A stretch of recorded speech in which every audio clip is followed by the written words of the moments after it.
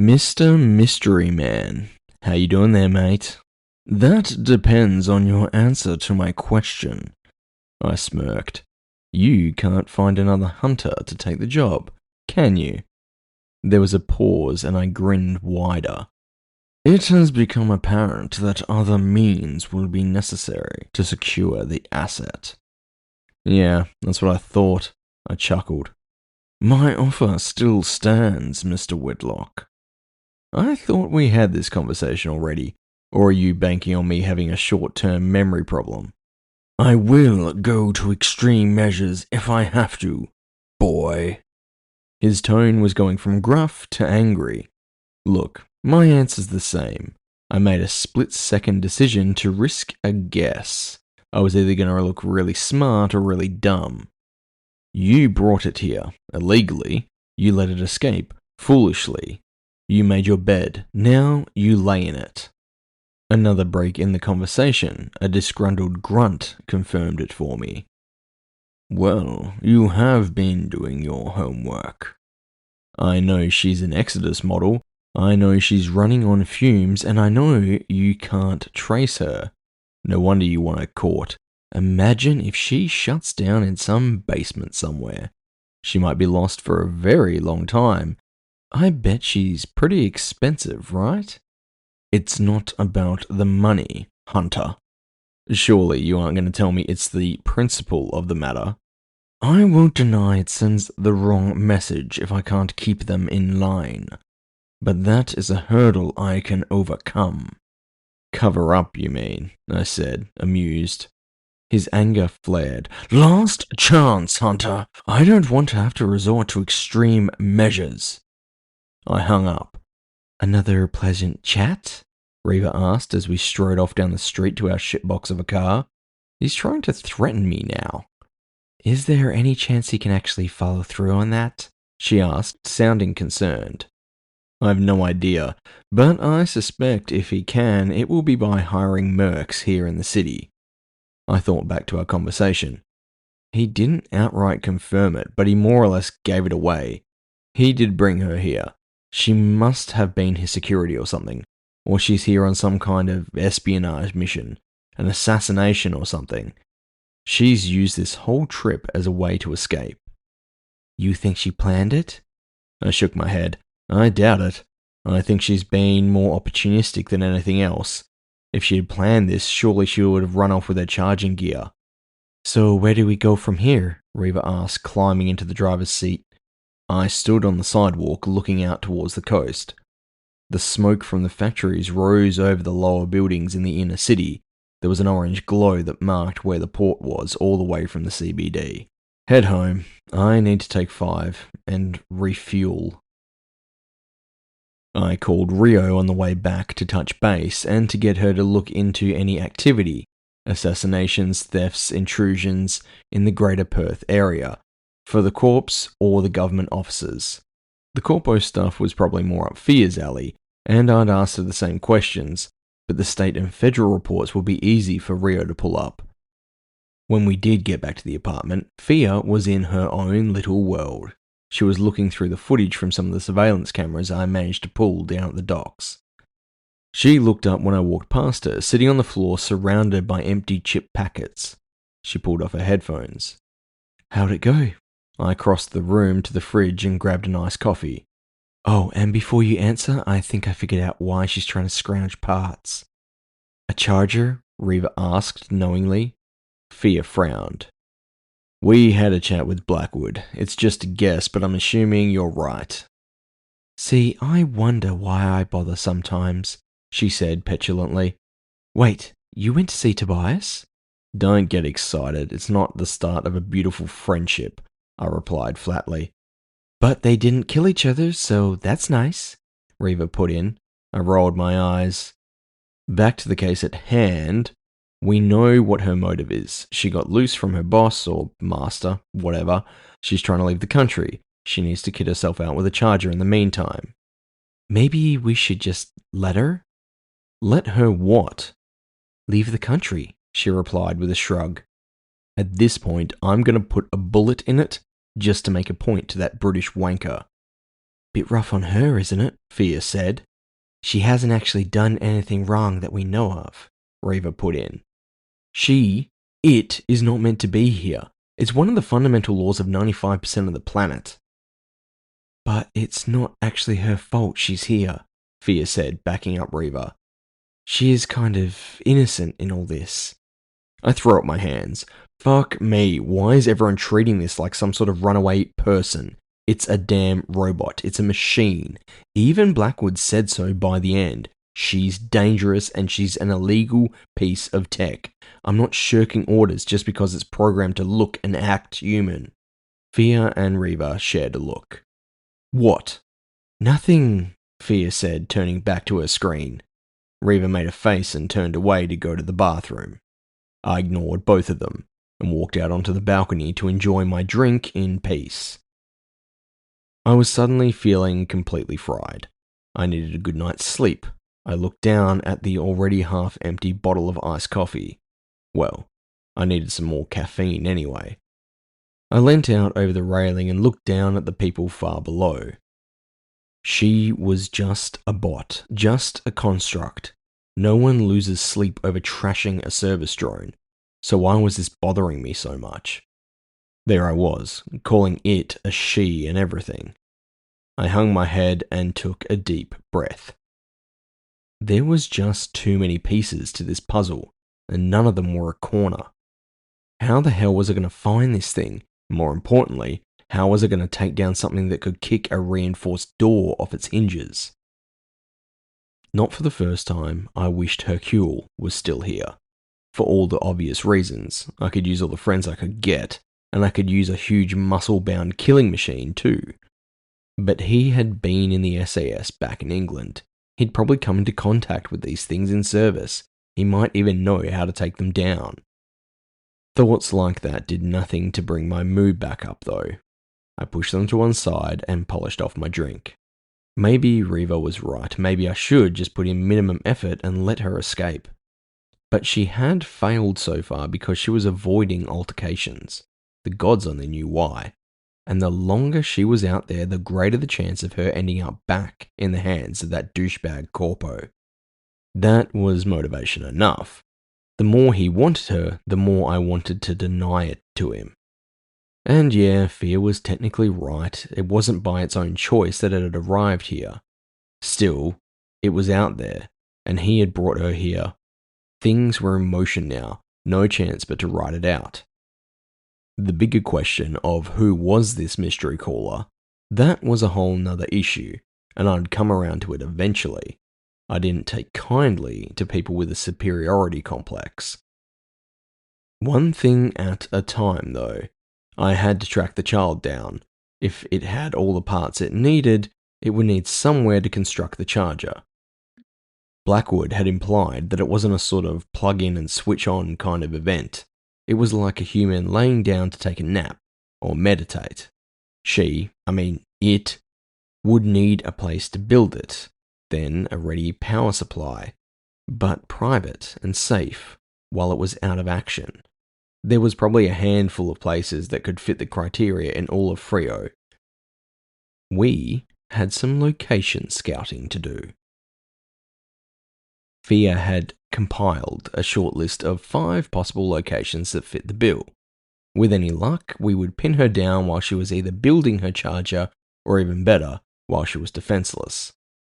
No clue how long the process would take, that depended on how efficient she could make it. With only scraps at her disposal, I was going to say not very. I was on my bike instead of using the old rust bucket we called a car. It was faster, easier to park, and I figured I wouldn't really need to bring back a live body, so I didn't need a back seat. My VX Hellion was still in the same shape as when I'd claimed it out of the stacks what felt like a lifetime ago. The over-the-top red paint job with yellow diamonds airbrushed on, the twin autocannons peeking out from under the tank, not loaded, unfortunately. It drew the eye, that was for sure. I was going to have to do something about that. Like I said, there was only so many locations that actually fit the bill, and so many that were actually vacant properties. I pulled into the parking lot of a now fully trashed out ex-water treatment office. The place hadn't been used in over a decade. Government owned and abandoned, not worth repairing, and then forgotten in the ledgers as they moved on to bigger and grander offices with a view. The slate grey walls were covered in graffiti. Every window facing the road was smashed. The once intact fence had been stripped away for scrap, the gate cannibalized into local properties. A curiosity, however, for some reason, the power to the rear turbine array had never been disconnected from the mains. It wasn't in action anymore, the machinery had rusted solid years ago. But if you broke open the old switchboards, you could probably hook in with a little bit of knowledge. I didn't bother looking inside the old offices. It was probably home to some squatters, and I could do without a meth head trying to shiv me today. I slowed my pace as I got closer to the huge green tin sheds, reaching into my internal leg holster for my new custom Glock. I had ordered it special from the department's armorers, NFC coded to the digital signature in my cybernetic hands so no one else could use it. .45 EMD rounds. It was larger than what I was used to, but it had more stopping power than my old 9mm. And against this super soldier robot, the electromagnetic displacement rounds, while not able to shut her down completely, would probably short-circuit a limb or two. It wasn't hard to see the recent signs of intrusion. The industrial gates that fronted the turbine sheds, while scuffed and stained, covered in surface rust, were still solid, made to last and still standing after all this time. Well, all except the last one in the line. Right at the back of the complex and in the shadow of the concrete block structure that took up most of the site. Those gates hung open, the light breeze causing them to squeak and sway slightly. Even from this distance, I could see the lock had been forced. And forced was the right word. It had pretty much been ripped off the chains that wrapped around the two sides of the gate. I advanced, keeping my eyes open, watching every shadow. It was too quiet for comfort. People say that all the time, but there is a sort of silence that comes with imminent danger, like the world is holding its breath for the first strike. I was still getting used to not being able to get the drop on people by being able to use my other sight, the Cyphers vision that had given me the edge so many times before. This meant my heart was going a little faster than usual. I was a little tense. So when a bird burst out of the dark confines of the turbine and flew right at me, I loosed around into the damn thing. I missed too, but the echo of the shot reverberated around the compound. There was the sound of feet on metal, the clanking of footfalls, running. I looked up in time to see a figure descending on me from above, jumping off the roof, its silhouette blacked out by the luminous clouds behind it. Bad idea. You can't change your trajectory when falling. If the enemy saw you coming, you lost the upper hand. I stepped back, raising my gun and firing off a single shot right before it landed atop of me. For the second time that day, I missed. Right before I compressed the trigger, it shot half a meter to the right, accompanied by the sound of compressed air hissing and the hum of high-power electronics. I had never seen a maneuver like it. It was as fast as a Hermes, but it was a mid-air change in direction, as though a huge hand had just slid it sideways across the sky. It twisted mid-air as it did it a second time, 1 foot lashing out and kicking my gun free of my hand. It landed feet first, fists up, between me and my weapon, jumping back a few steps to put distance between us. It was damn fast, I couldn't deny that, but so was I.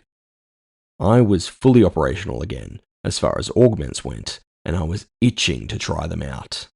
As soon as it fell into a fighting stance, I rushed forward, engaging my Hermes, the speed unit grafted to my whole body, interwoven into every limb. Reality almost came to a standstill. I could feel the light buzzing sensation in my limbs. My mind felt sharper, my vision clear. It didn't move as I closed in on it. I deployed my blade, another repair and modification I was keen to test out. I had decided to upgrade it since I'd lost my hand. The sword my father had left me had always served me well, now it was constantly close to hand. My hand split in two, a long silver blade like a military saber extending from my wrist. Hilt no longer attached, instead articulated where the base met my limb. Folding ballistic shields emerged from my other forearm, shredding my sleeve. I really needed to start wearing vests or something. I was fully combat ready before I'd even taken 2 steps. My guard was up at 4 steps. I closed in at 6 steps. It stepped backwards. Its motion smooth and precise, my sword coming around in a graceful arc aimed at its neck. The tip passed within millimeters of its synthetic skin as it backed up, without apparent effort. Well, shit. Of course it had a Hermes too. It was fully built of augments. It could be packing anything under that chassis. It battered my sword away, then lifted its right leg for a push kick. I had brought myself in range, and the image of that door flicked through my memory. I turned my run into a slide, letting my legs give out below me as its foot came up. My body dropped away, its boot missing my chest and passing by my face. I tilted my head to one side to avoid it, and I felt the rush of air. I tried for an upward slash at the torso. It dodged back, and I slid past. It was still between me and my gun when reality snapped back to regular speeds.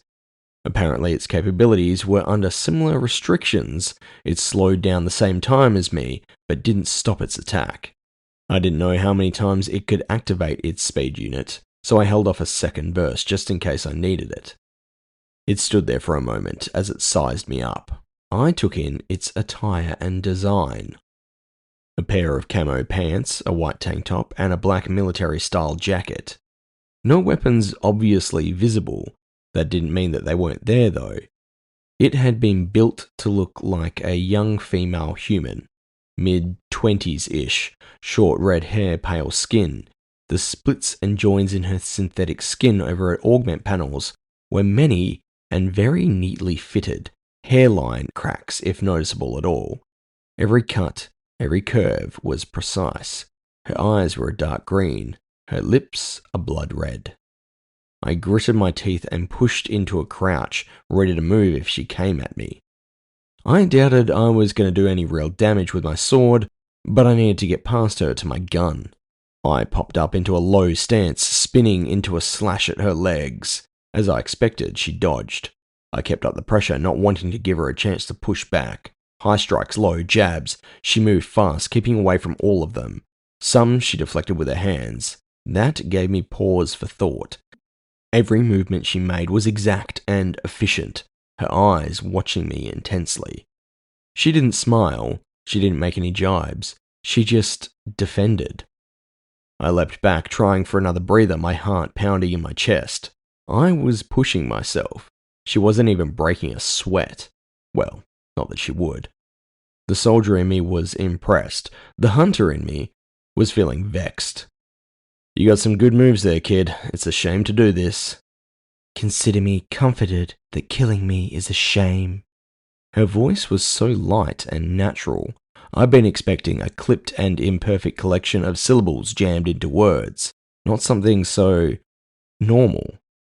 It's nothing personal. I just have my orders.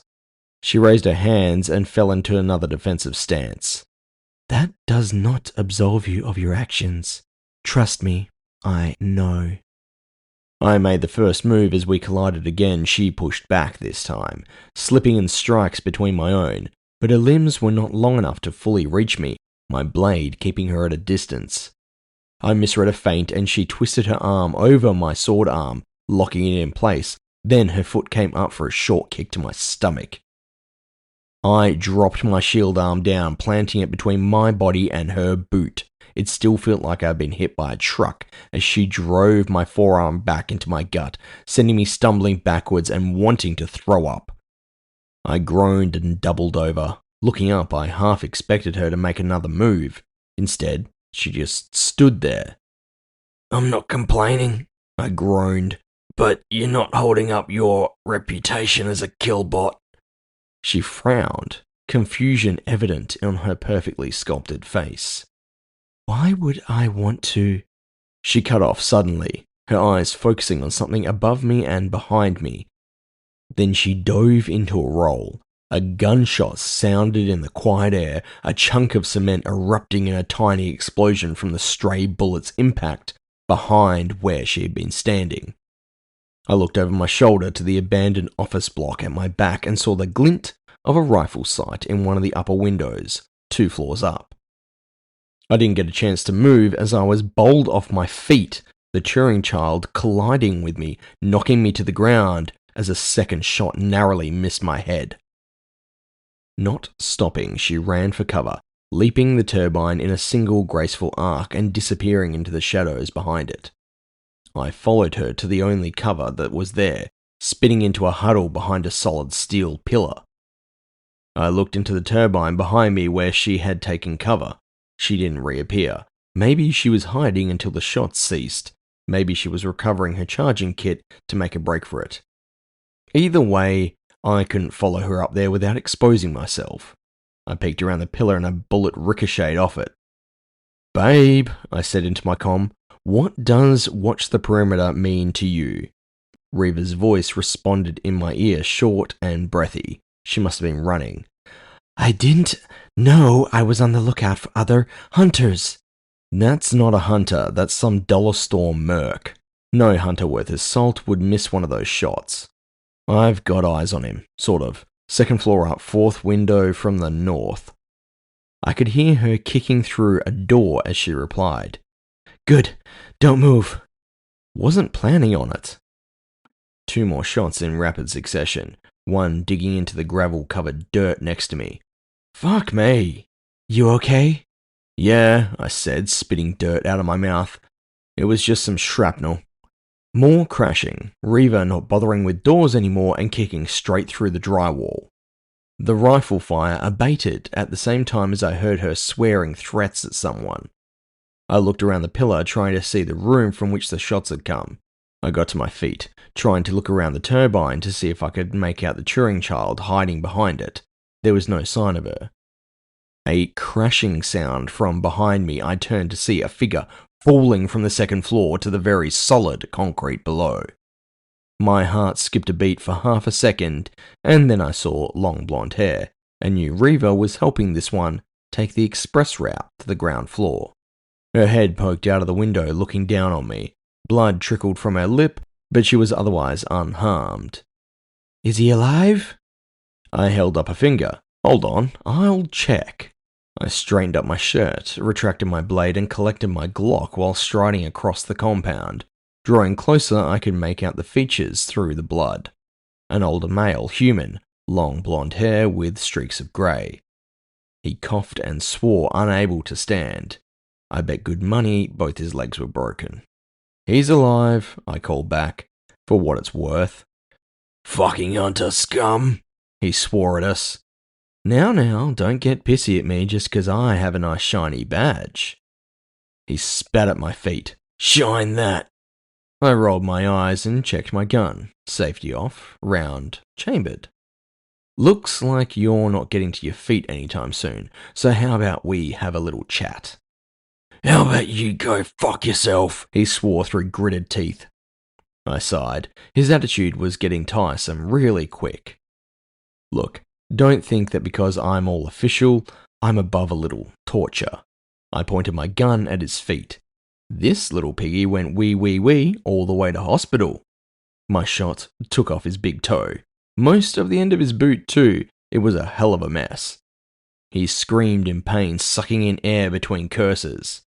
"Look," I said over his venom-filled swearing. "You can cut the crap and we just talk, or I keep picking off body parts until you're just a very shabby hairstyle with a torso." He bit back a retort, his face red with anger. "Better." I met his eyes. "Easy ones first. Who hired you?" He wiped his hand over his mouth, clearing away the blood. "Some guy in a bar came in looking for hunters." My eyes narrowed at him as he said the word hunter. His eyes flicked to my Glock. "Looking for hired guns," he corrected himself. "Said they needed a girl alive, the hunter dead. And yet you took potshots at her." This guy hiring, did he have a British accent? He shook his head sharply. Nah, Aussie but corpo. So our guy had local representation. How many of you did he hire? He coughed. Just me and a couple of buddies, but I got the feeling they were shopping around, you know? I nodded. Out of curiosity, how much was I worth? 20K. I would have spat my drink if I had any. Fuck off, is that all? I'm worth triple that. Reva emerged from the building as I was fuming over my price tag. What's wrong? He's only getting 20K to take me out. That's how much they think I'm worth. It's a fucking insult. You got shafted, Reva said, looking down at the merc. Should have held out for at least 30.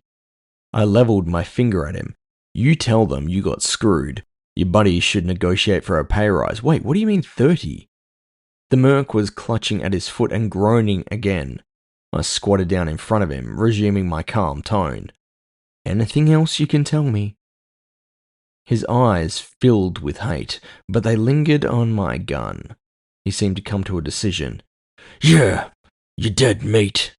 He spat blood in my face, his hand delving into his pants leg and coming out with a snub-nosed revolver. He was too slow by far. Reva's Desert Eagle sprayed his blonde and bloody locks across the parking lot. I sighed, ripping off a strip of cloth from my already destroyed sleeve and wiped my face clean. Just great. Now I'm going to have to get checked for everything under the sun. Reva started to pick over the body, looking for clues or cash. I wasn't sure. What did you mean, 30? I said indignantly. She shrugged. I said at least 30. Fucking rude, I muttered, walking back to the turbine shed. I climbed over the huge piece of machinery and dropped into the service pit behind it. The target had made quite a little nest for themselves back here. A chair, a little workstation littered with tools, and a bed of old blankets. No idea why she needed that. Whatever. It was hard to think of it as a piece of tech having seen it. It looked, and even up close, every part of a young woman. I knew looks could be deceiving. Having fear as a sister taught that lesson fast. But it was so obviously a she. It just looked so human. I was starting to feel uneasy. I could still pull the trigger. But she did look innocent.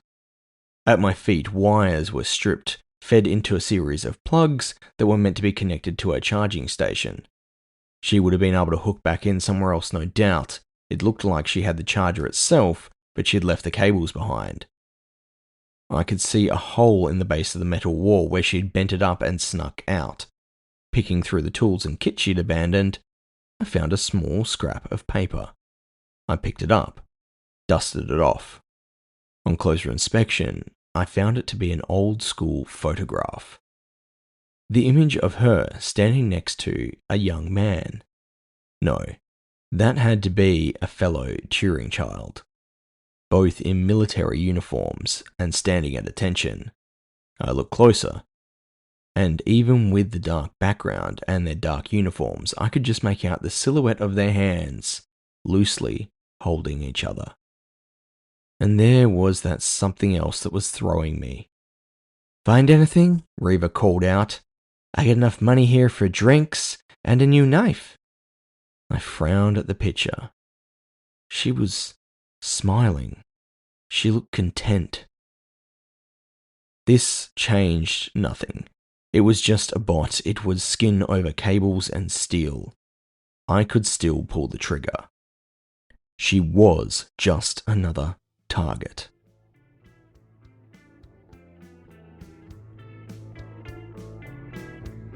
Thank you very much for listening to Cyphers Edge. If you enjoy this podcast, a subscription to the channel would be most appreciated. If you'd like more content from me, you can find me on various social media platforms. I also have a Discord. It's a small community, but we'd love to see you there to talk about the genre and any other topics that relate to the podcast, literature, or sci-fi and cyberpunk.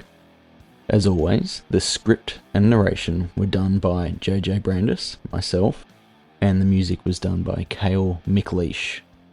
Copyright Cyphers Edge 2026.